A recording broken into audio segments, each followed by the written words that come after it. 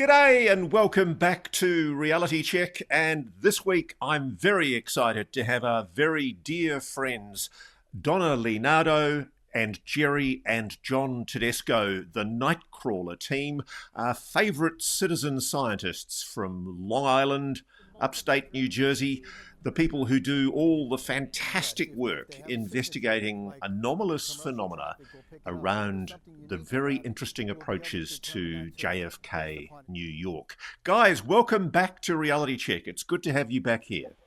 Hello, Ross. We're happy to be back. Yeah, it's good to be back. Nice to see you.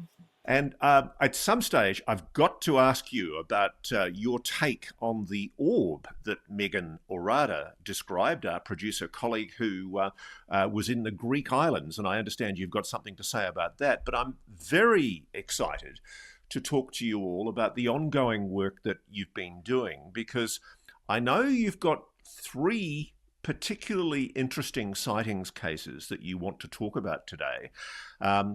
There's, I think, to start off, there's a multi-camera water UAP. It's an object that appears to be coming in and out of the water as it comes towards you, and then it goes up onto the beach, and you've captured quite extraordinary imagery of that. Then you've got, well, frankly, a black triangles multiple that you captured inside a cloud and caught on radar. And then finally, there's this really interesting luminous object. But before we get into that, I'm really interested in drawing all of you on the broad issue. What's your take on the whole New Jersey, New York, Long Island drones flap, as it was called? Was it all hysteria, as we're being assured now by different debunkers and different government departments? Were we all totally misled, and was this just a hysterical piece of nonsense on our part, seeing things that weren't there? No, not at all, Ross. We've been seeing these things. We've been observing them for quite a while now.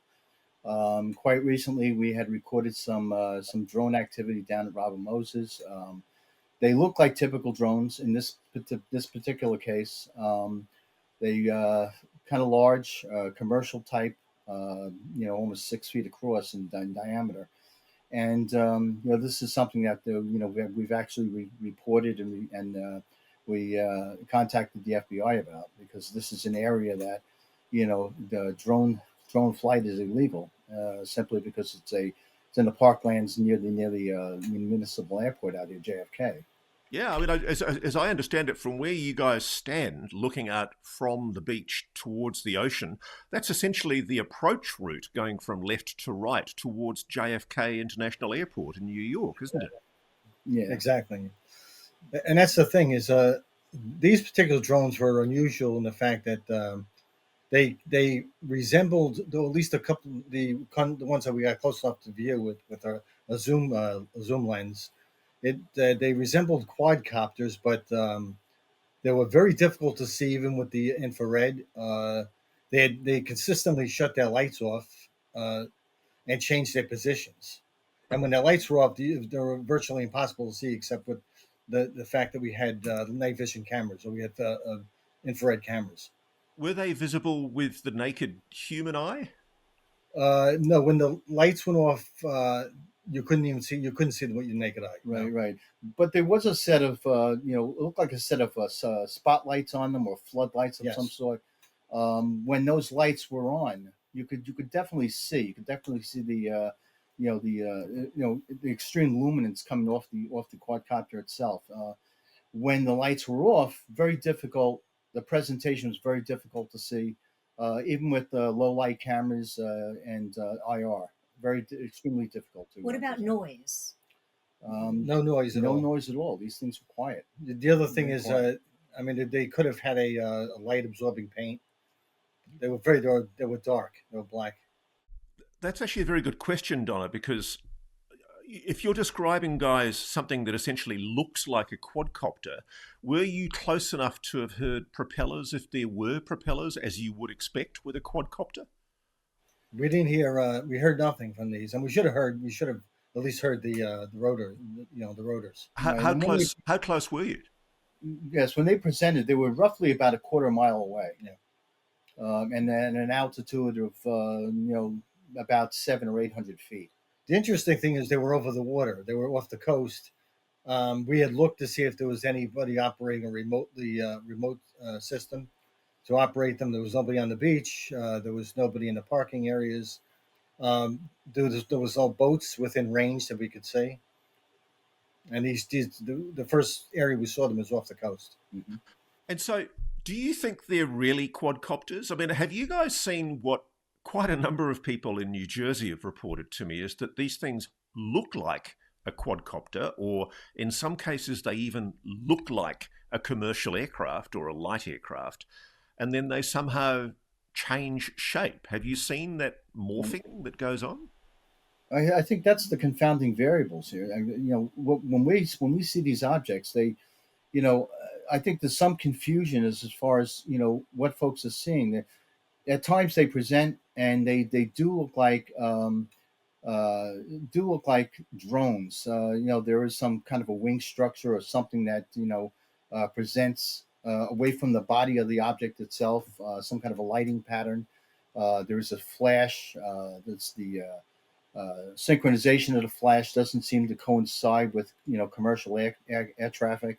At other times, these objects look like just orbs of light, and what we wonder is whether or not we're dealing with two different things here. We're dealing with two different objects. The possibility that one is in fact some kind of a drone, some kind of a UAS vehicle, and the other being an orb of some sort, and it's some kind of surveillance operation. possibly. Maybe they're surveilling these orb-like objects, which are very different. Well, that's one thing that has been suggested to me, is that there is a covert government private aerospace response deploying some kind of highly advanced craft in that area to monitor whatever these objects are that you guys are seeing. Can I ask you this? In any of the observations that you've made with these objects, have you ever seen one morph? Because multiple people have described to me, and in some cases sent me, imagery of objects that one minute looked like a quadcopter, and the next minute that same object seems to look like a very, very slow-moving and not quite the right shape or size 737 commercial passenger jet. Can I say one thing about the New Jersey spotted drones? There was a lot going on in that time period, and I know other experts have already weighed in last year, earlier this year, that there might have been many things in the skies, and then people sent up more of their own recreational drones. Then you had municipal helicopters or craft up looking, plus other government craft. And so after a while, people were reporting seeing things and probably not aware that maybe some of these vehicles were quite ordinary.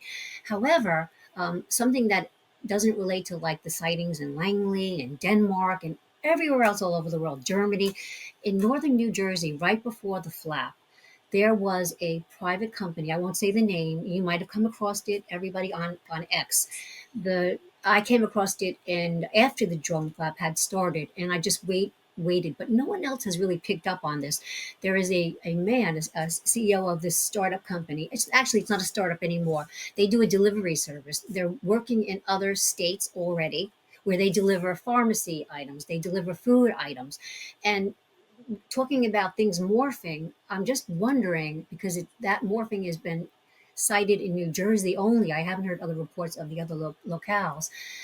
When this company delivers, they had a test facility ongoing during the flap in New Jersey somewhere, and I've not been able to find out where in New Jersey. But right before they started their testing in the New Jersey facility, the man posted, and it's still on X, there will probably be something to the effect there'll be UAP sightings now. And there was. And now the nature of how they deliver is there is this very small wing type of a craft that drops and releases a drone, and the drone then descends and makes a delivery. But even if that were the case in some areas of New Jersey, I can't imagine that these types of vehicles or the delivery service was responsible for the lawmakers in New Jersey who said that they were followed on or the military was followed on in the water with a bunch of them. And also that delivery service is not testing or supplying customers in areas like Germany, Virginia, where so that can't explain it all either. But see how it just makes everything confounding, more Yeah, confounding. but also my understanding is that in America it's a requirement, it's a legal requirement that you display some kind of transponder. So they should show up on the ADSB or flight tracker, shouldn't they, John and Jerry? Yes, and Exactly. that's the problem. There's no identifying feature, and this basically they'd be flying illegally. Yeah, You have to identify yourself. You have to have navigation lighting. So Yeah. it's bizarre, and then the sheer numbers of these objects. sure. There's So just you know I It's like just want to three. drill down because I sent both Jerry and John an email relating to a New York Post story that had a yes. guy at an air show claiming that it was his new drone technology that was responsible for the plague of New Jersey sightings. What do you think of that claim? It's a new startup company that's got a new type of drone, and he claimed, or somebody anonymously claimed from within that company, that they were responsible for the rash of supposed drone sightings. Well, That I would say that would explain a small number of objects that or that people may have seen. It doesn't explain the large number. The other thing is we have sheriff's departments out there. They were looking at these things. These things were moving at rates beyond the typical speed. That thing looked like it was relatively slow. Yeah. interesting Can I ask explain. both you gentlemen, one of the things that I know the White House said in January when Carolyn Levitt was first asked about this and Trump honoured a promise to find out about what was causing this supposed drone flap, she came back with the explanation that these were FAA, Federal Aviation Administration, authorised, quote, research drones. You guys, I know, have been in touch with the FAA and the FBI. Have you had any indication at all that the FAA authorised research drones in that area at the time? There's never been any such acknowledgement from the FAA, to my knowledge. There's never been an acknowledgement. The other thing is, uh, why wouldn't they notify all the law enforcement divisions and the it's a Yes. safety becomes a safety hazard. It Right. does Yeah. really makes a lot of sense. And I So, don't so think is the ongoing sorry is the drone mystery? Let's not even call them drones. The mystery objects. You guys are still seeing them. absolutely, Yes. absolutely. So do you think the drone flap, so called, ever went away, or did the media just stop covering it in the main? The drone like objects that we're seeing seem to pop up in a September to November timeframe, or maybe into early December, and we've seen it in 2022. We saw it in 23, and we just saw it recently. And we usually see them between the hours of 7 and 11. Right? Is that Yeah, John? generally between before 12, and it's and it seems to be a climax in November. Yeah. So And with this is the seven to 12 at night. This is yes, Yes. exactly. yeah. And then you have these orb-like objects that are out, can be out all night long, and they just pop in and out, which are very, very different from what Well, these drone-like. you very kindly put together, and thank you for doing this great work, guys. You've put together really helpful briefs for me to understand some of what you've been seeing recently. And there's an event that took place on the 5th of July this year, 2025. Uh, it starts off with what looks like an orb hovering over the ocean. Talk me through, and we'll show the video here. Talk me through what you saw that evening. Okay, so this was an object that presented over the water. Initially, what we saw was something that roughly about 600 feet from the surface off the Atlantic Ocean. We saw an object that was not very luminous, very very low light, not really in the IR. Some visible light was present, and we noticed that the light presented in the same basic area, the same area of the sky. Um, Within a short period of time, that object disappeared, and we saw this what looked like a sphere on the water, extremely bright, luminous sphere. Are you Roughly, seeing? Are you seeing this with your naked eye, or only with your hyperspectral or FLIR camera? This was invisible to the eye, completely invisible. It was only through the hyperspectral cameras. Wow. Were you getting it on radar? Nothing on radar, and the object might have been too small for radar anyway. And it was also close on the ocean surface, so we would get kind of a Yeah, merge we would get a plot. reflection from the Yeah. water. It's not something that can't be distinct between whether or not it's a separate entity from the water, especially that close. The object presented itself like I said, like a sphere. We had multiple cameras on it, multispectral cameras from different locations. Gerald was able to visualize it through a thermal camera, believe it or not, and he was able to see a very clear sphere, three-dimensional, that seemed to have some kind of a murkiness to it, or reflective activity from the water itself. And we believe the reason why we saw the object might have been from sea spray or something, some kind of a cooling effect. Yeah, it might have been the water, and it seemed that it might have had a reflective surface, and with the moisture from the water, it could have been reflecting the water, but it made it noticeable. So using the thermal camera, was it warmer or colder than the seawater around it? It was actually colder. Yeah, it was slightly colder. Really? Right, so it's not a Chinese lantern or something simple like that? No, not at all. Not at all. No, and this was a perfect sphere. It was like I said, this was a thermal image. It wasn't an artifact. I was using a high-end thermal camera, a FLIR camera with 25 times zoom to look at it, and it was bizarre because it stood on the water on its end without being disturbed by the wave action of the water. Did it go into the water? In the video that you've sent me, it does look occasionally like it's gone into the water. Right, but with no disturbance of the water. There was any kind of a disturbance, no disturbance that we could record, that we could see, which is typically the case if there was an object floating on the water, if it was actually moving, between the crest of the waves, that sort of thing. Bob. Yeah, that's something that we didn't see at all. And it wasn't in the video. You'll notice it wasn't bobbing up and down. And it wasn't being covered by the waves. And the thermal too. I noticed it just disappeared, and then it was there.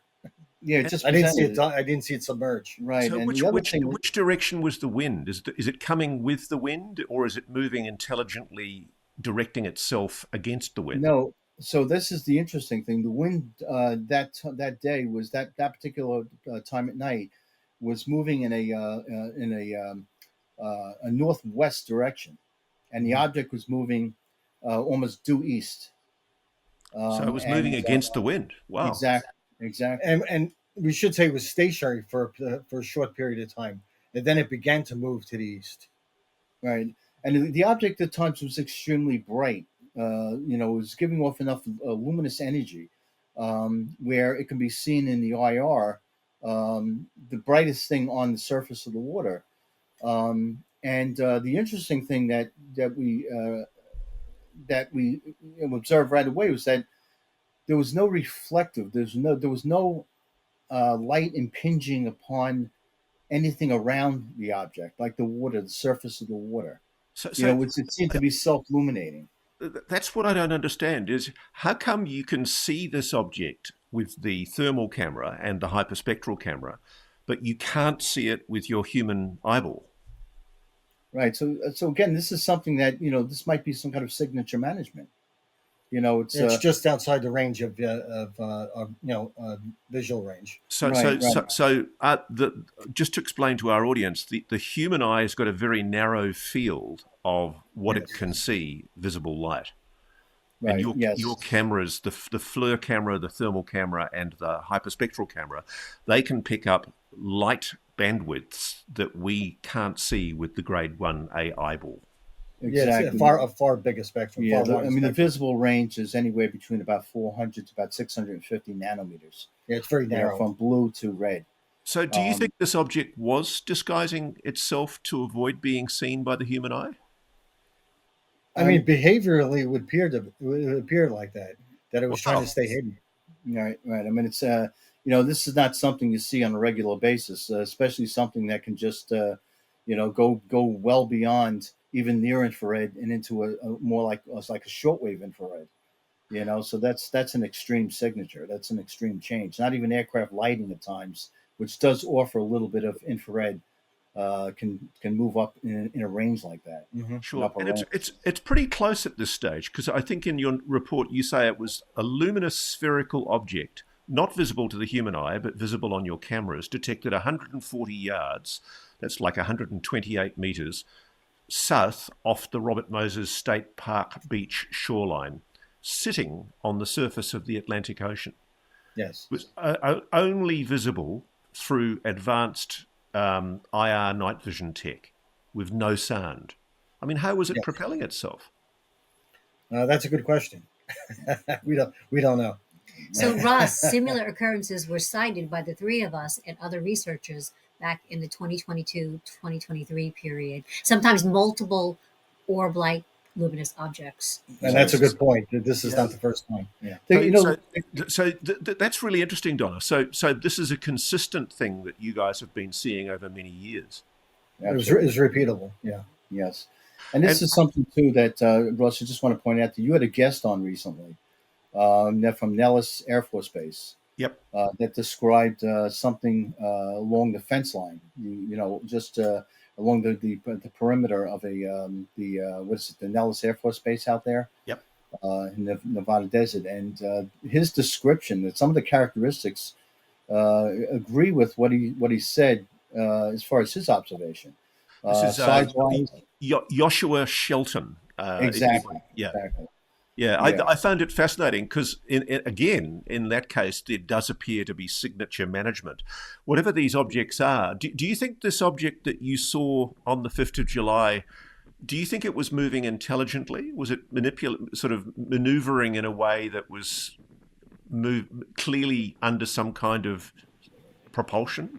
Yes, it was definitely an intelligent control over it. It was changing direction.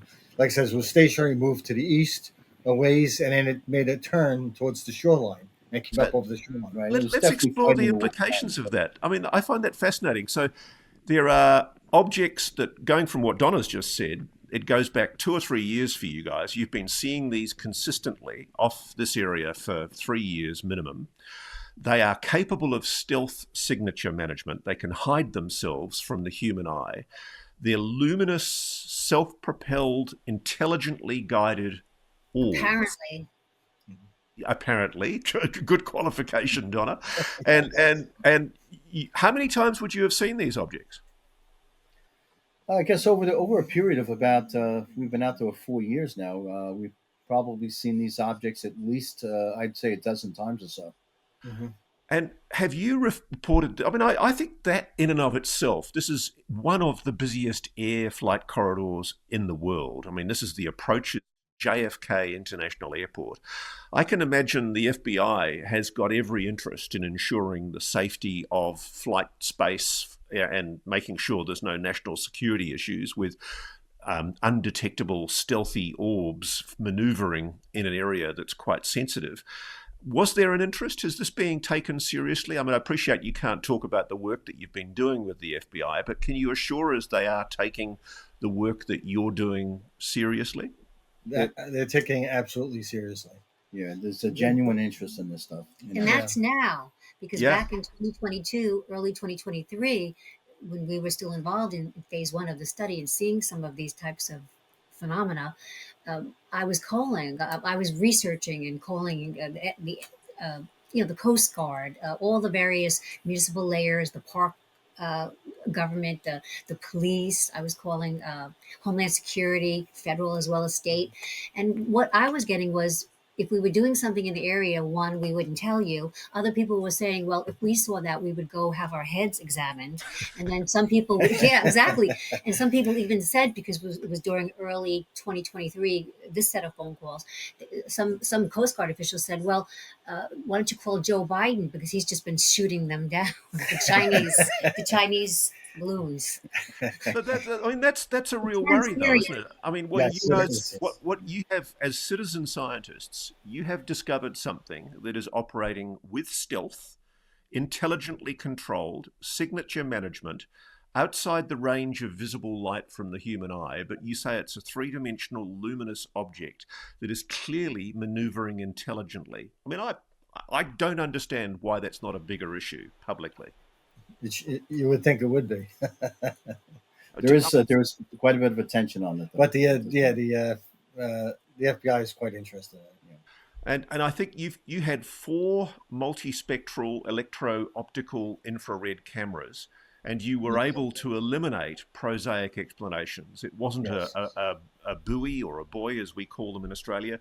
It wasn't a seagull. It wasn't birds, bats, boat lighting. It wasn't incoming passenger air traffic. You were able to use and check ADS-B flight tracker to make sure it wasn't that. It wasn't astronomical objects or atmospheric turbulence. It wasn't lens glares, reflections, bioluminescence, mirages. None of those explanations work prosaically. No, they were quickly ruled out. And we routinely go through that checklist. Yeah. And you're always, at this time, you're always checking both flight tracker and satellite tracker and making sure there's no boats on the water in front of you. Maritime apps too, Yeah, absolutely. What do you think they are? We're not sure at this point. They're certainly bizarre. The reason that they're out there is kind of a mystery. It almost looks like a I don't know, maybe some kind of surveillance operations ashores. At first we thought this might have some resemblance. Exactly. Yes. We thought that there was some resemblance to the Boogosphere also. Even the way this one object presented itself.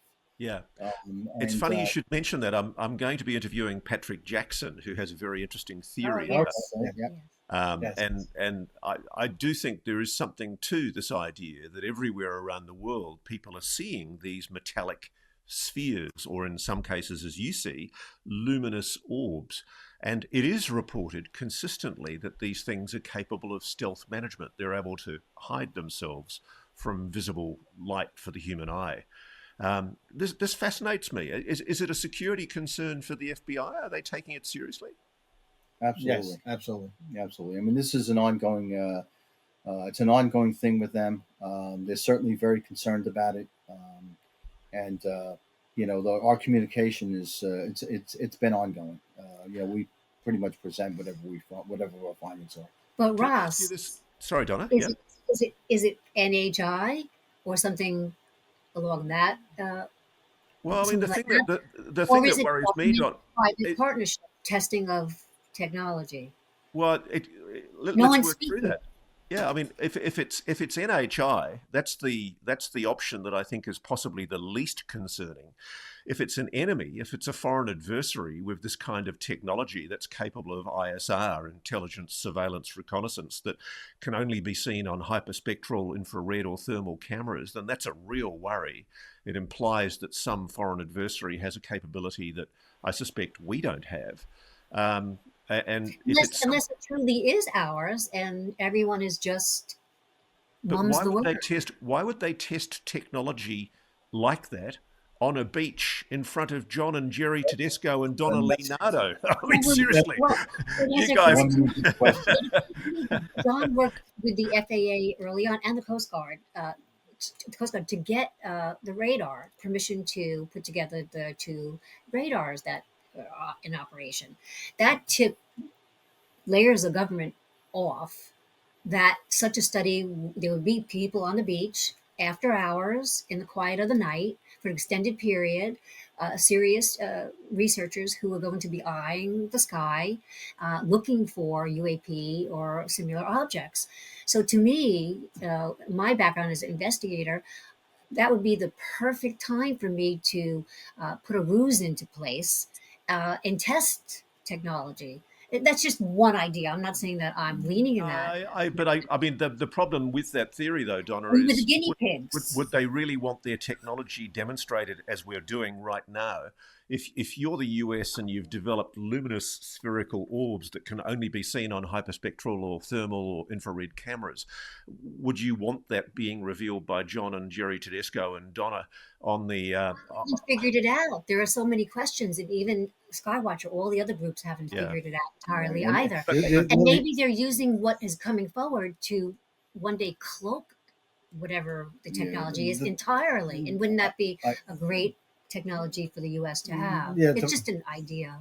I think the the bigger, problem, the one problem is that then nobody told the FBI about it. Yeah, and You know, exactly. and the bigger Or issue I here, can tell you the FAA. My sources in the yeah, FAA don't know anything about these right, so-called authorized research drones that the White House has referred to. But remember compartmentalization. As an investigator, I learned early on. You were in the beginning. I was told, "Go here and tell me what you see." I only knew one piece of it because they wanted to lead me with breadcrumbs, and that's what they do in the investigative world. They Sure. don't tell you everything. They right. they lead you to see what you say back. One, so they could be sure you're where you are supposed to be, and they also don't. They want to compartmentalize the operation, so that's something that I I it's in the think back of my mind I also. think the bigger picture too here is that this is presented worldwide. hmm Yeah, You know, I mean, this is multiple countries are involved and that's so the forth. most key. You It's know, I mean, everywhere. it's very difficult to dismiss it, even if it is if it's a certain entity that's doing it, whether it's U.S. or otherwise. I And mean, then why? You know, yeah, exactly. in all these other places, why? Well, I've got to congratulate you because what you've got there is multiple corroborated, multiple source data evidence of something truly anomalous. Because I think what you record is it goes up onto the beach, that same object, and using some clever daytime research, you've been able to figure out that the object's size, it's quite a small object. How large do you think the object was based on your. Between between 1 to 3 feet in diameter, probably closer to 1.5 to 2 feet. And there's no noise at any stage. You're not hearing a No, propeller. You're not hearing none, a turbine. There's nothing. none at all. Nothing at all. None at It's all. completely quiet. Could it be a balloon? Dumb question, I know, but could it be a balloon that was just gently blowing ashore? No, the balloon would be kind of bouncing all over the place with those Yeah, they'd winds. be carried by It water would be currents it would be a too. Yeah, steady linear course. yeah, and this thing was independent of any kind of wave action, water Wind action, currents, that yeah. sort of thing. The wind, you know, It also was self it was luminous. counter to any of those. Yeah, it was things. giving off its own light. I mean, a lot of light. You're I, I, exactly. I, I don't understand if it's self luminous, that means it's got energy Mm-hmm. somewhere inside it. How could its thermal signature be lower Exactly. than the ocean? Exactly, and that's what we've been questioning. It's you know, since the beginning, we've had a very difficult time observing any of these objects with the thermal camera with long wave infrared. And in this case, we believe that the only reason why we did capture some kind of a signature is because the sea spray itself actually had a cooling effect. But these objects, I mean, they were a fraction of a degree cooler than the water. Yeah, there was a very You know, small difference. that's how we were able to I mean, differentiate that from I everything mean, else. anything in human technology that generates energy like that would necessarily be warmer than the seawater around it, Sure. surely. Yeah, Sure. I mean, you can see boat lights out there, especially at the distance that this thing was from the shoreline. I mean, the camera that we use is a high resolution thermal camera with a 30 times optical zoom. You know, this stuff would have been very easy to pick yeah, we out. would make out the thermal signature of a boat hull. Yeah, Wow.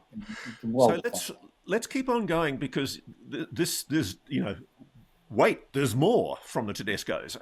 We've got 29th of August, another incident took place, and this is the one that really made me fall off my chair. Let's call it the Black Triangles incident. Talk me through it. What's happening? Okay, so this occurred about probably about 4:14 p.m. I just had gotten off work. I met John at his place. We were in the RV running tests on our equipment because we was planning on going out that weekend. August Right. 29th, this was. Yes, August 29th. Exactly, and this was Eastern time, and it was Mhm. we had just upgraded some of the spectrum analyzers on the RV, on the mobile lab, and Can we you had tell the them. audience what a spectrum analyzer is? Yes, so it's so this is particularly used for radio frequencies. So we can scan out. We can look at anything from, you know, from about maybe a low frequency of 1 megahertz all the way on up the spectrum to as high as 26 gigahertz.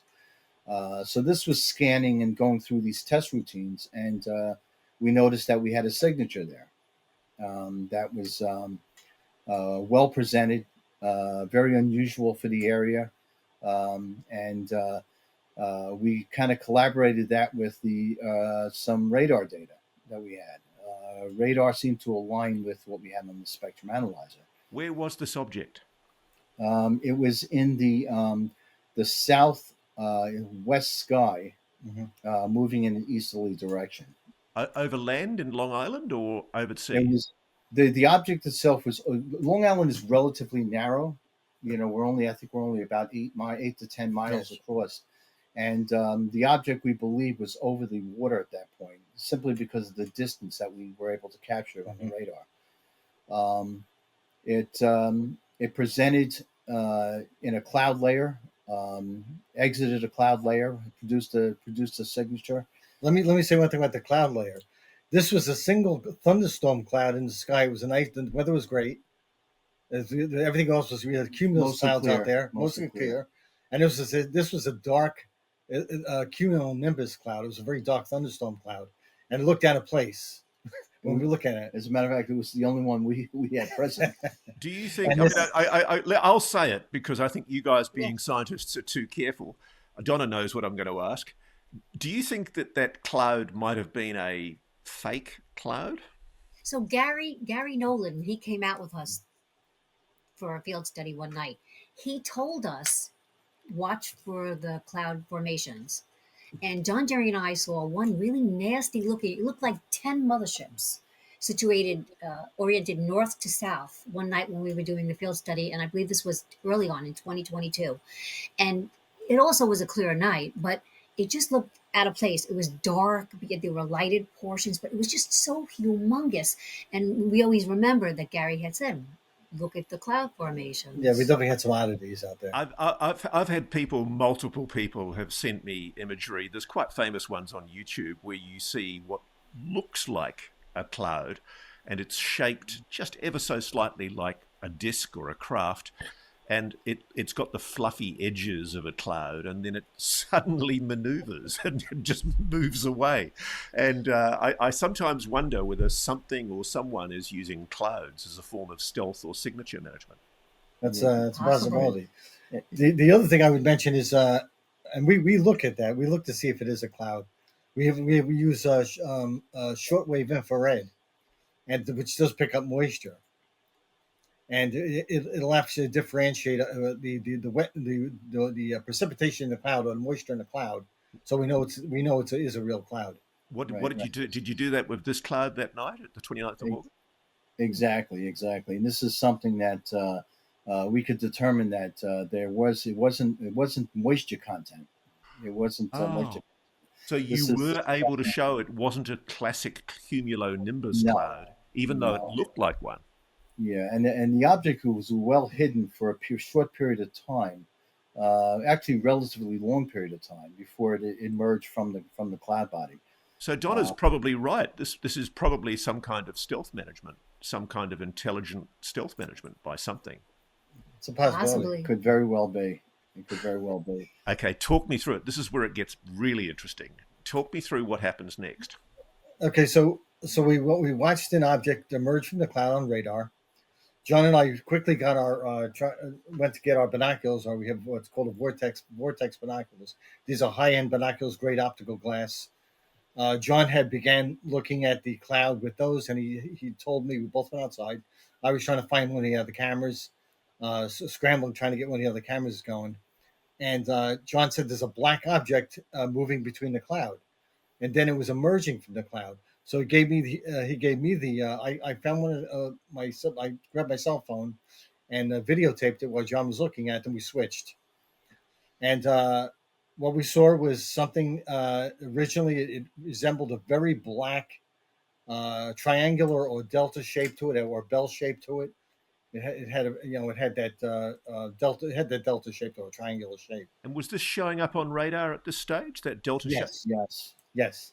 We Wow. did have a radio target. We tracked it on radar. On radar, it appears to separate into two more objects, which is quite interesting. Now, you guys sneakily, I giggled when I saw it. I thought, oh my goodness me, the Tedescos are deleting stuff. You found something interesting in the frequency, and you can't talk about it, can you? Has the FBI asked you not to talk about it? Yes, that's the sensitive part. there was quite a bit of interesting signals, but I mean that goes into signal intelligence with the. Okay, I'm going to throw it at you. Just Can't talk let about me guess. 1.6 by any chance? You've been talking to people. No comment. No, it just fascinates me. Is it 1.6 gigahertz or megahertz? I'm trying to remember. Gigahertz, I Yeah, think. it's gigahertz. Yeah, Yeah. there's I know with Skinwalker Ranch. Yeah, I know the 1.6 seems to come up quite a bit. There's also a 3 gigahertz signal supposedly. There's a few others. Too. Yeah, there's We'll some, leave it at that. Yeah, Yeah. there are some stuff. No, but it's interesting. It's such a consistent thing. And I'm really interested because all around the world, people are contacting me talking about 1.6 in particular, but also about 3 gigahertz. And nobody's explaining it, but often it's an indicator. And as you say, it was without giving away the frequency that you detected a frequency anomaly on your spectrum analyzer. You saw it there. Then you got it on your radar. And then when you visually observed it with the binoculars, the vortex binoculars, you then corroborated that object on the radar as well. So you've got 4 separate data points to corroborate something anomalous. Yeah, exactly. And a very, very clear visual representation of what was on the radar. The interesting thing, I will say that we had observed flights of commercial aircraft at the same time through these lenses, these very clear lenses that we use. The commercial aircraft was extremely detailed in focus. You could even make out the writing on the aircraft. The object itself, no. It was always slightly out of focus for some reason. It was poorly presented. Okay, and you gents would understand, I'm sure Donna as well, that the Alcubierre drive principles, Yes. that essentially if something is coming, if it's warping space-time, there's allegedly some kind of plasma or some kind of distortion field around the object.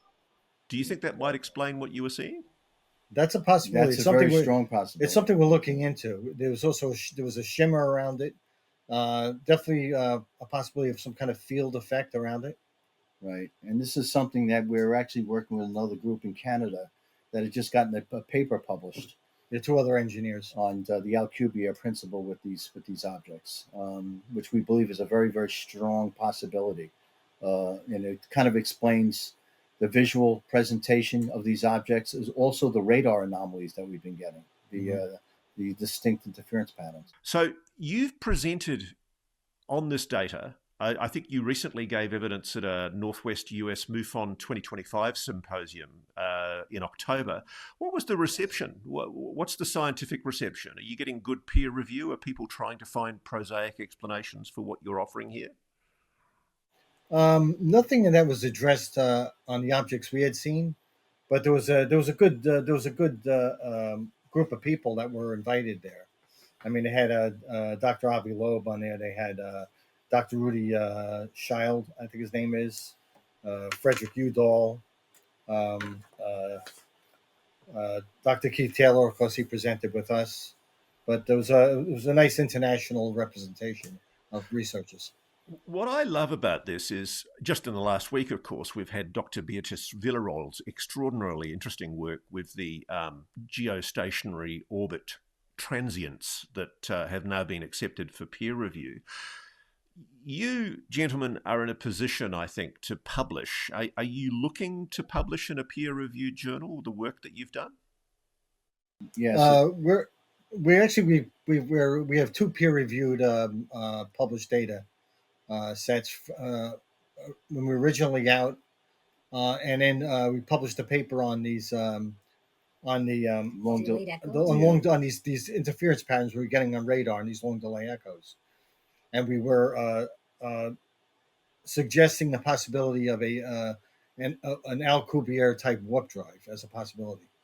The thing that intrigues me about this 29th August incident, the black triangle coming out of the cumulonimbus cloud, or apparently a cumulonimbus cloud, is you also reported anomalies with your radar tracking. Can you talk me through what happened? Yes. So, along with this report, this is the radar data that we got was very clear. for this particular object. Most of the time, it's not. We get anomalies. We get a very very strong interference pattern. Sometimes radar, what looks like radar jamming, and very very distorted reflections. I apologize, I got it wrong. It's actually the spectrum analyzer that you suffered distortions on, isn't it? You were getting electrical interference on your spectrum analyzer. Yes. Were they anomalous? I mean, obviously, there's a frequency that we're all Right. aware of that indicates this kind of anomalous phenomena. Were you getting some kind of interference pattern? Were you? Yes, it's with the spectrum analyzers. The interesting thing about this particular anomaly is that it seems to be a ground, some kind of a ground reflection. I can't say too much more than that, other than something that it was maybe not so directional. It's definitely an oddity, something that a radio spectrum engineer would have picked out right away. Right. And when you used the radar, you actually used two radars, didn't you? Did that help you triangulate? Were you able to triangulate at all? Absolutely, it's with the two different scan geometries that we use. The vertical, we can get an exact altitude measurement. Of course, with the X-band radar, we can in a 360-degree loop or rotation, we can determine its directivity, and of course its course of travel. So this is broad daylight. This is 4:39 p.m. You're seeing on radar a slow-moving solid radar return, and it's coming up as a white mass on your display. Mm-hmm. There's echo trails, which means the object's moving. Did you get a speed? The object speed was just over what was it, Joe? 200. I think we clocked it in at around just over 200 miles per hour at that point. I'm not sure. I know it's on the document. I can't. Yeah, it's around. I thought it was like a.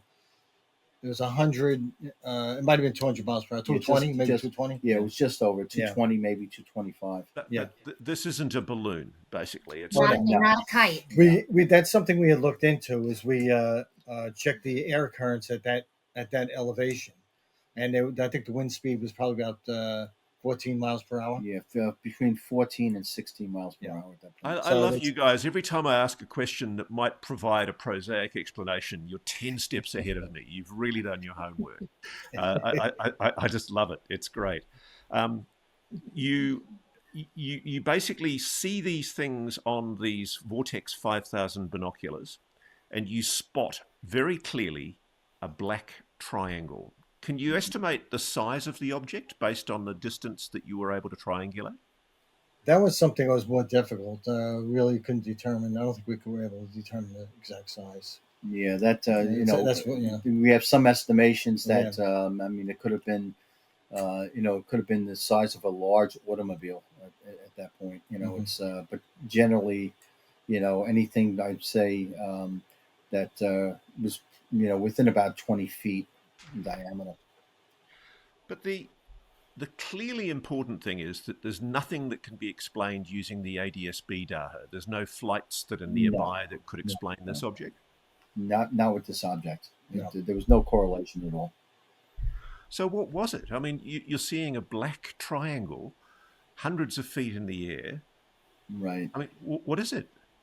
Yeah, this is the big mystery, and it's we're not the only ones that observed this either. There was another observation further north, up in New York, of I think it was a couple of days later. Actually a day later. Yeah. And somebody else had basically saw or observed something very very similar. Actually, he stopped. He pulled off from. He was in traffic. He pulled off to see it. This person, and he said it was a black object that hovered. It appeared to be hovering above a tree canopy, and then when he drove over to go see it, get a closer look, it had disappeared. Right, and visually, it definitely resembled exactly what we were seeing at that point. So let me summarize here. You've got what looks like initially a cumulonimbus storm cloud. Mm-hmm. You're able with your radar to say that it's not a storm cloud because it doesn't have rain in it. There's no moisture in it that the radar can bounce off. So while it looks like a cumulonimbus cloud, it ain't. Yeah, well, it would have been a very strange one. And It's as you've been able to get a signal on your spectrum analyzer indicating, which is, without giving away the signal, it's essentially indicative of anomalousness. And actually, this is on 2 spectrum analyzers. 2 spectrum analyzers. Yes. So that's for the debunkers. You've double corroborated it. Yes. You then turn on your dual band marine radars and you are corroborating a radar return, not only on the cloud not having moisture in it, but also a black object that turns out to be triangular shaped coming out of that cloud. Exactly.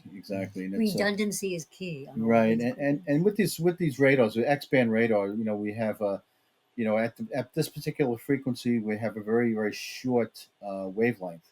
So if you wanted to track like biomass, birds, that sort of thing, by setting up the sensitivity of the radar, you could definitely track it.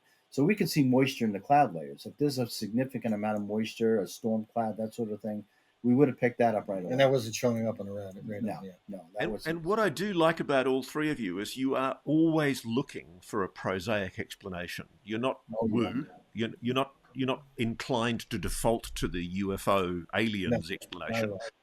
But the interesting thing about this object is, even though you're able to zoom in with your vortex binoculars on an aircraft that's at 19,000 feet and see it clearly with those binoculars, when you zoom in on this black triangle, you can't get focus. Not at all. Not at all. And that's the key difference there. All we could tell is that it looked like it changed its orientation in flight because the edges would change. The edges looked like they would change. It was almost like it was morphing, but I kind of think we kind of feel it was changing its orientation. Right. And if there is something to this Alcubierre principle, this gravitational lensing that's occurring, I mean, this would be a really solid explanation as far as why these things are not well observed. I know somebody had mentioned that we were making assumptions on that, but we have our opinions based on several data points. It's not just a single data point. Right, and this is something that it's a discovery over many different observations. Mm-hmm. And just talk me through it. When you say gravitational lensing, what are you actually physically seeing through the binoculars? So there appears to be some kind of a pattern of distortion around the object, almost like a shimmer. Right, and sometimes this can be also be picked up in a thermal camera. Mm-hmm. You'll see there are definitely differences from the environment around it, temperature differences. The mechanism for that, I'm not quite sure, because it doesn't. If you looked at a plane with the same signature, you wouldn't see anything that would be remotely close to what these things are producing. Can I ask you this? The moment that the object moved out of the cloud, mm-hmm. is there any connection between when that object made that movement and when you switched on your dual band radar? Yeah, so we actually tracked the object. We tracked the cloud, believe it or not, and we could see there was a physical manifestation within the cloud itself, and that's the one thing that got our interest. And we walked outside, we were looking up, and we said, "This is the only cloud that looked different from everything else out there," and it was in the same location. It pretty much agreed. It lined up with the radar target, and over a period of minutes, this object started to emerge from, it didn't take from long. The cloud layer. It didn't take long before we saw something. So basically, the moment you switched on your dual band marine radar and started scanning that cloud, that's when there was a reaction. Exactly. Oh, yeah. Wow. This just gets better and better.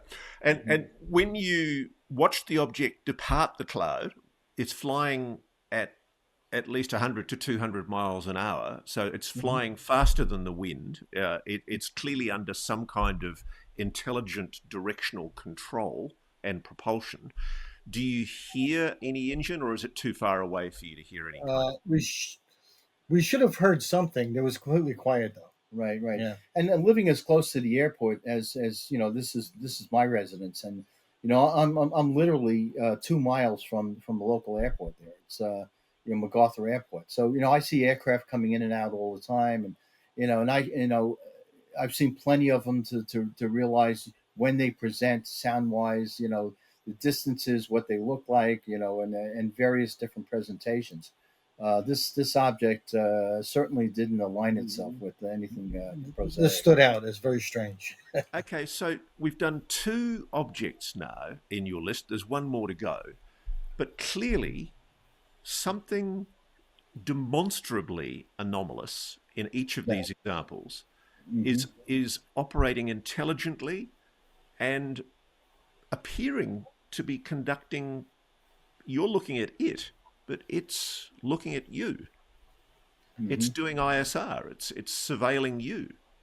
That's the interesting thing, because the fact that it appeared where we were, and the fact that sometimes they seem to appear directly in front of us, or where we move our location, is quite interesting. And Gerry and I were just speaking before this meeting how sometimes he'll have an impulse to look, and I have had an impulse to open my eyes sometimes in the middle of the night, and sometimes it's like we're being summoned, and we just instantaneously look and see. Now, So people might scoff at what you're saying, Donna, but I've actually seen that happen. I've had people who are purportedly of psionic ability say to me, "You're going to see something. You're going to see something tonight, or you're going to see something this evening, and it's going to look like this." And it's happened. Do you think that whatever the phenomenon is, it's manifesting itself to you? That's a really interesting. Could be communicating. Yeah, because each one of us have had, you know, what we call this hitchhiker effect. Each one of us has seen something, after being out there a while. And this predates the study, though, but is more so now since the study. Yeah. Right. Yeah, absolutely. And the other thing too Does that not freak you out a little bit, Donna? The idea of these objects following you home?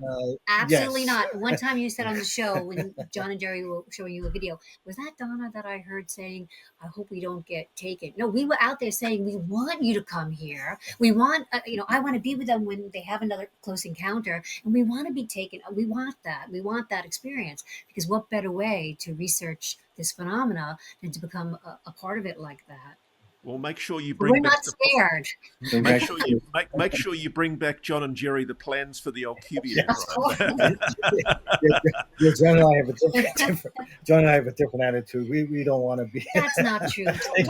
John was very brave. He also wanted to be taken.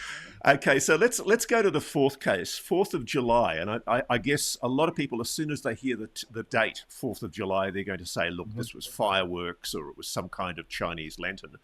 But on the 4th of July, Sharon Tedesco, whose wife was that? Yours, John, or Gerry? That's Gerry. That's me. Yeah. Sharon saw a large luminous object. Tell me more. What happened? Yes, this was in the I think it was the towards the southwestern sky. We were looking at a fireworks display out there. It's towards it's the Farmingville area of Long Island. It was probably close to 8 o'clock at night. She saw a light that at first she thought it was a firework, but then the light was heading towards it, coming in our direction. And she tapped me on the shoulder and she says, "Doesn't that look weird?" So I looked at it, says, "It's it's probably a plane." I waited until it got a little closer. Didn't notice any navigation lights. Noticed it was a very red, fiery red. As it got closer, we took our cameras out. Both I took out my cell phone. I have a good camera system on the cell phone. My wife took out her digital camera, and we both filmed it as it went more over towards the zenith, but off to the right of us where we were parked. And so this is over land in Farmingville, New York? Yes, this was over land. And now, just to devil's advocate, I think you actually acknowledged in the report that you wrote to me, you acknowledged very candidly that there was a fireworks display at Farmingville, New York. Yes. Could this have been fireworks or a Chinese lantern? No, this was self-propelled, and it was, the lighting on it was as bright as probably brighter than an airliner. An airliner, you have 600-watt lights on it. This was probably brighter than 600 watts, but the light, the light didn't hurt your eyes. But it was a bright red object with an orange interior. The center of it was more white. As it went overhead, I saw what looked like borders or divisions on the bottom of it, which I Yeah, couldn't quite make out. you described some kind of structure underneath.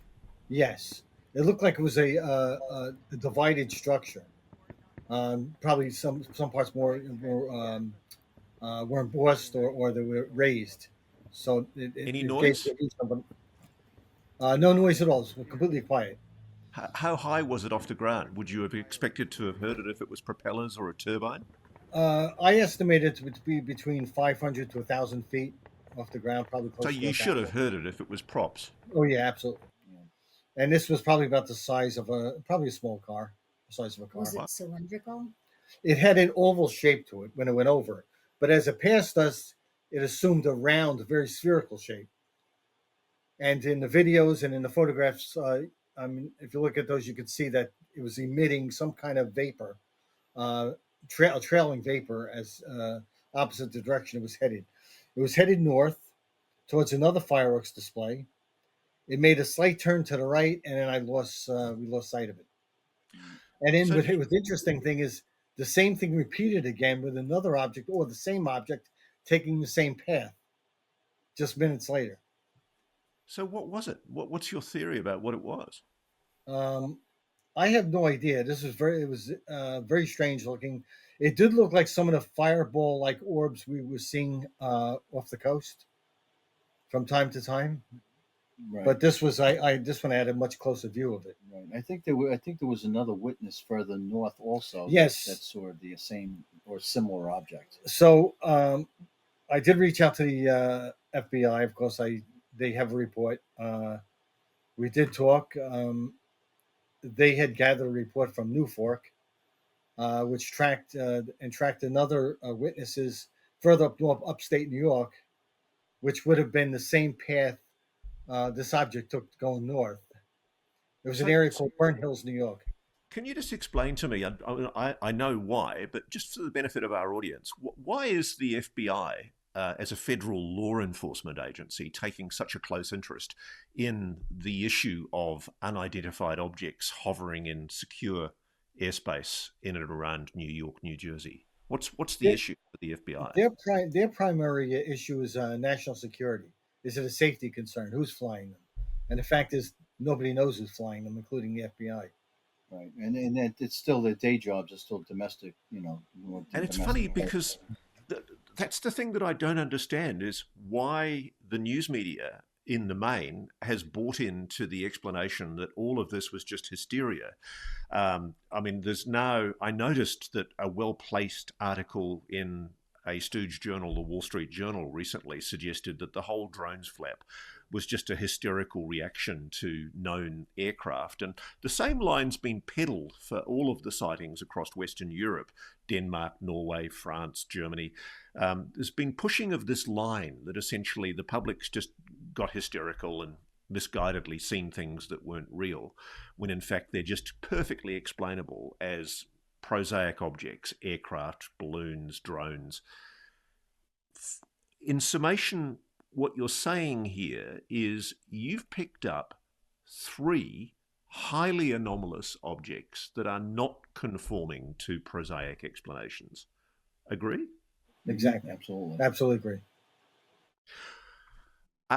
Is obviously the intensity of the objects that were being seen over New Jersey in particular in that period, October, November last year into January, February this year, the intensity and frequency of those objects has lessened. But is it fair to say that you're still seeing anomalous objects in and around the New Jersey, Long Island area? Yes, and there are other reports as well, especially in Mhm. the New Jersey area. Yeah, Not from absolutely. us. So it is ongoing. It's hard to tell what they're seeing right now. Is it the same type of sky phenomena as last year and earlier this year? Not sure about Yeah. that. And one of the things that fascinated me with the Europe objects, and I've spoken directly to people in the security services in Norway, and they've told me that they were not able to see where these objects came from or went to. Often they literally just appeared over a secure civil aviation area, so like an aerodrome or a major runway. Is that what you're seeing? Are you able to track these objects to and from? That's very consistent. Most of the time when we see these objects, they just appear. They suddenly appear. We don't see the source of where they're coming from or where they're going. Which They seem to appear implies and then disappear. Mhm. which implies very strongly, doesn't it, that they're using this stealth management that you've referred to earlier. They're able to, in some cases, keep themselves off radar and out of sight of the visible spectrum for the human eye. We believe that. Yeah.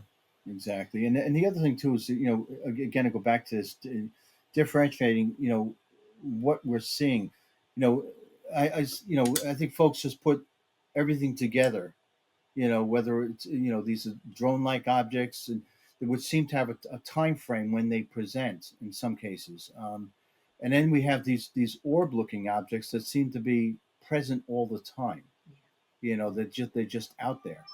And that's why our rationale, our reasoning was that, that this, maybe this is some kind of a surveillance operation, of these drones, because All they of the do drones of these objects. of the objects, Yeah. drones being used for these objects, and of course there's some stealthy technology for the drones too that we don't really understand. And that You that know, raises questions about who the source of these drone-like objects are, and it could be something out there. You know. Gabreski Airport on Long Island, Eastern End. You had John and Jerry on your show right after that mini flap. So somebody was sending up Sikorsky helicopters because one came very close to my house. I've never heard such a thunderous noise before. It was in the midst of that flap. John and Jerry had been out at Sikorsky Airport just a few days before, and I went to the app to check ADSB to see what was in the vicinity, and I didn't see anything yet. But then by the next day, when I was able to check again, I was able to confirm that what I saw and heard. And I opened my front door, and I felt like I could reach out and touch it. And what I saw was, it looked like a moving train because it was that massive. And I saw a red and green light on the back, but I saw this big, to me, I would say it was round, white, brilliant light on the front. But it was so big, but it was so close and so thunderous. And when I did some research on YouTube, what do black helicopters look like at night? What do they sound like? I was kind of disheartened because I was hoping that that big round orbular type of phenomena I saw on the front, towards the front, was really the helicopter chasing this orb. But as it turns out, and I didn't have my night vision camera. I was just looking with my eyes. But what it ended up being potentially, I think, is that people say that these black helicopters, they do put on, sometimes when they're working together, one or two, they'll put on the front lights, and then it will have that rounded, very bright look. But the thing is, my main point about this is Gabreski Airport was concerned enough to have black helicopters up. And this was right around the same time as the New Jersey flap. right. And at that time, they had a large number of those And this incursions. helicopter came from 17 Gabreski plus, Airport. I was able to track it came from Gabreski Airport, went down to the Atlantic Ocean, a little bit out east from where we are now, and then it headed back towards like north of my area, so close to where we are now, then headed south, went right by one of the main streets near my home, which is why I could hear it so well and looked out and it looked like I could reach out and touch it. It was so massive, but I couldn't see the black part, right? I couldn't see the shell of the airplane. I only saw lights. And then it went out east and went again to the Atlantic Ocean, and then went near Don's house. It went to around MacArthur Airport, and I don't know what it did then. It circled back someplace else. But something was going on, and it's not just, as you said, it's Europe, it's New Right, Jersey, and it's just to add to everywhere. that is when we had the observation with the black triangle. we had ADS-B data that showed a number of Sikorsky aircraft tracking along the coast during that time that we observed the Black Triangle. Interestingly enough, when we went to do a replay, those aircraft were no longer there. They weren't recorded, and So you saw them in real time on ADS-B, but they were taken off the data subsequently. you have the data stream later, recorded data stream later. They were no longer there. It appeared that it might have been trying to follow this thing. Yeah, Wow. quite a few. Look, the plot just gets thicker and thicker. I mean, the thing is, I've learned now not to accept the official assurances that this whole drone flap was hysteria. Because from the evidence that you guys are collecting, it's quite clear there is an ongoing, legitimate scientific mystery. And full marks to the three of you for pushing for answers. I'm so delighted to hear that the FBI is taking this seriously. Can I ask you both, without giving away essentially the details, if you like, of the FBI investigation, what do you think they're going to do with this data that you're providing them? Oh boy, I know they're trying to find answers. they're trying to understand what. Yeah, we know they're serious about finding answers to it. You know, I'm not quite sure that there is a full understanding as far as what what it is, what they're dealing with. I think that's the part of the problem. So why are we being gaslit? Why are the public being told that they were hysterical, that these were prosaically explainable objects, that it was just nonsense, these were drones, or they were people responding to speculation? Why are we being gaslit like that when it's quite clear the authorities still have no idea what these objects were or are? But I think the public helped make that happen. It played right into government's hands. They want to secret things. They don't want things out in the public, potentially, no matter what it is, whether it's NHI or a secret program of some kind.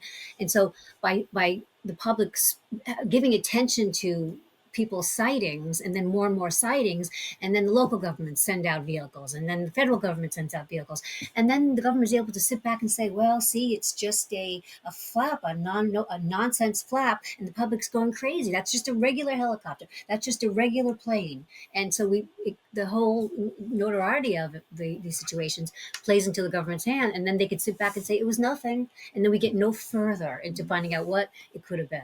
I'll tell you, I think it's very insulting to the public to accuse them of being that stupid not to be able to recognize a plane. New Jersey has a lot of air traffic. People see air traffic all the time. They didn't just suddenly become confused about what they were seeing in the skies. Exactly, yeah. And that's exactly what a policeman from New Jersey said to me only 2 days ago. I asked a local policeman in New Jersey, "Are you still seeing anomalous objects?" And he went, "Absolutely. They've never gone away." And they've been frustrated. The sheriff's departments over there were frustrated that they weren't being heard. The government was ridiculing the size of a car, right? We heard that a lot about New Jersey. Does the public, can they differentiate between something that is bigger or smaller than the size of a car? If it's low enough, yeah. Yeah, and there's certain reference markers too. In some cases, I know there's a sheriff out in was it or Nebraska, Grooms, Chris Grooms. Yeah, Chris Grooms that was able to reference a building where this object seemed to be very, very in close proximity, and he was able to give a size and so forth of the object. Was there anything about that building that was distinctive? Because that was my next question. I was going to wrap up and ask, are you able to find a nexus between where these objects appear to be conducting their ISR, their intelligence, surveillance and reconnaissance, and anything on the ground? Because, of course, during the New Jersey flap, it was the Picatinny Arsenal where obviously a lot of ordnance is stored, including, I guess, quite possibly nuclear weapons. Is there something on the ground that links to whatever these objects might be taking an interest in? Well, the interesting thing is Long Island has Brookhaven National Laboratory, and this is the second biggest nuclear accelerator ring test facility in the United States, besides the one in California. So where the Black Triangle was, how far away was Brookhaven? Within 4 miles. Yeah. Wow. 4 miles, yes, absolutely. Interesting coincidence. So, guys, I would be remiss if I didn't ask you on behalf of my producer, colleague, and friend Meagan Ourada, who was in Santorini, Greece, when she saw an orb recently that she told me about on the latest Q&A. I would be remiss if I didn't ask you about your take on what Meagan describes of what she saw. Do you have a view or a response? Sure, Yeah, sure. we were fascinated by it. We actually heard that broadcast. Right, and then when the way she described it, it sounds like exactly what one of our researchers observed, not too far from his house, and he actually had a recording of it, which we presented to Meagan. We had sent it over to her, and I believe that she looked at it and said that it looks very, very similar to what she observed. So, describe to me what your colleague saw and what you think Meagan's seeing. Like, what is it? Is this something similar to the luminous orb you've just told us about? Yes. This was. We actually had him. He actually called us one night, and he was super excited about something, and we asked him what was going on. He says, "Can I come over right now to show you guys something?" We said, "Sure." We met at the Nightcrawler, and he brought the memory stick of his his IR binoculars. And what he filmed was an object that he says it looked like he's an astronomy buff, so he looks at the sky often. He saw 3 stars in the sky, and he thought they were stars. He says 2 of them scattered, one dropped, and the one that dropped headed towards his house. And he says before he knew it was just above the treetops. He ran as quickly as he could to get his night vision binoculars, and he filmed it going across the tree lines. So is he seeing it with his own grade 1A, A1 eyeballs, or is it only visible with the? He was able to see this with his eyes and of course with the IR camera. So just like Meagan did, she saw it with her eyeballs hovering over the ocean at Santorini. And some people have described to me that these orbs, they've almost got like a yolk, a kind of a middle sphere in the middle of them. Right. And it's a perfect sphere too. There's a very defined outline around this object. It has it's not well defined, but it gives off white light, the way she described it, and the video that we have with what he had recorded, the object basically had moved, like Gerald said, between trees, and you could see him rushing around, running off to the side of his house trying to capture this thing, and you could see how as it was moving across the sky, and then suddenly the object just faded out. It completely faded out. It was like it wasn't even there. And interestingly, he wanted to film there was a full moon out. He wanted to film the moon to show us that that it wasn't the moon, that it was 2 different objects. Right. And this thing was almost the size of the moon. Right. If you were observing the full moon at that time, yes. If visually it looks almost the same size. Yeah. So you can't think of any prosaic explanation for what either Meagan saw or for what your colleague saw? No, and she's seeing pretty much what we've been seeing off the coast of Long Island, and that's pretty common, is these orb-like objects. Well, that just underlines that what we are seeing, what we're describing, what people are seeing all over the world is truly an international phenomenon. It's not something localized. Absolutely. And like I said, and some of these objects will present in such a way that they're well defined. They give off a almost like a kaleidoscope appearance of color, and you'll see very defined blues and reds in here. And we're looking at that and we're saying we believe it's some kind of gravitational lensing that's causing it. Where as the object rotates towards you, its blue shifts, and it rotates away, it goes to a red shift. So you're implying you think it's NHI. That's what we believe. Either that or some very sophisticated technology maybe reverse engineering. Nobody's sharing it. But it's certainly anomalous what you're seeing. Yes, absolutely. This is not something. I mean, you'll see a glinting star, that sort of thing. A shimmer to it, but nothing that presents as these objects do with this incredible chromer display. Yeah, it's a full chromatic display of colors. That's rotating. They rotate. And do you think? I just wonder. Do you think it was entirely coincidence that Meagan and her husband are the ones that saw it? Do you think it sought her out because it knows who she is and what she's been doing? I mean, am I pulling a long bow here? Well, we are seeing a pattern of people who take an interest in this getting, whether it's imprinted on them or whatever way they maintain this psychical link.